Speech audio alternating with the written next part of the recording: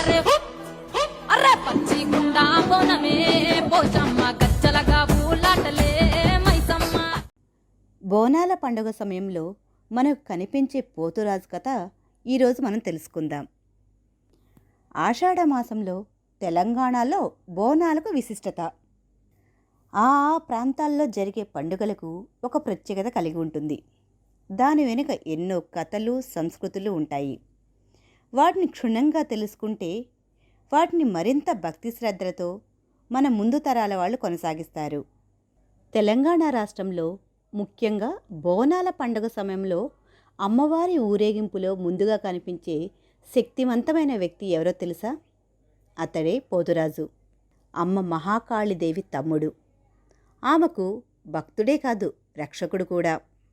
పసుపు పూసుకున్న శరీరం, ఎర్ర దుస్తులు, చేతిలో గంటలు, కనులు మండే ఉగ్రరూపం. అమ్మ మహాకాళీదేవి తమ్ముడు, ఆమెకు రక్షకుడు. పోతురాజు అంటే ఉగ్రరూపం కాదు, అమ్మవారి ఆగ్రహాన్ని సమర్పించుకునే తమ్ముడు మరియు భక్తుల రక్షకుడు. అతడి డ్యాన్స్ దేవుని చందంగా ఉంటుంది, శక్తిని తెలియజేస్తుంది, భక్తిని మెరిపిస్తుంది. ఊరేగింపులో ముందుగా వెళ్ళి అమ్మవారి బోనం తీసుకువచ్చే ఆడపడుచులకు మార్గం సుగమం చేస్తాడు. తన ఉగ్రతతో, తన చిందులతో దుష్టశక్తులను తిప్పికొడతాడు. పోతురాజు వీరభద్ర స్వరూపం.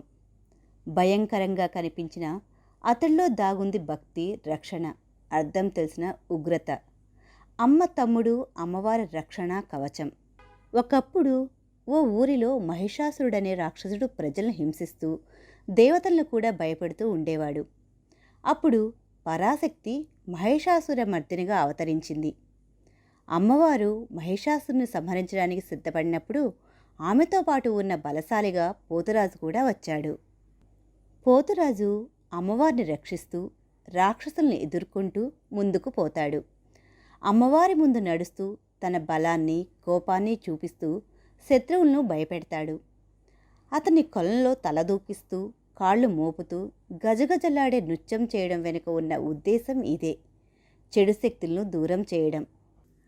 బోనాల సమయంలో అమ్మవారిని ఊరేగించే వేళ పోతురాజు ముందుగా నడుస్తూ అమ్మవారి ప్రదర్శనను ఘనంగా చేస్తాడు.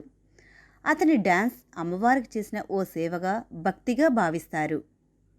పోతురాజు కథ మనకు చెబుతోంది, ధర్మం కోసం ధైర్యంగా నిలబడాలి, దుష్టశక్తులపై పోరాడాలి.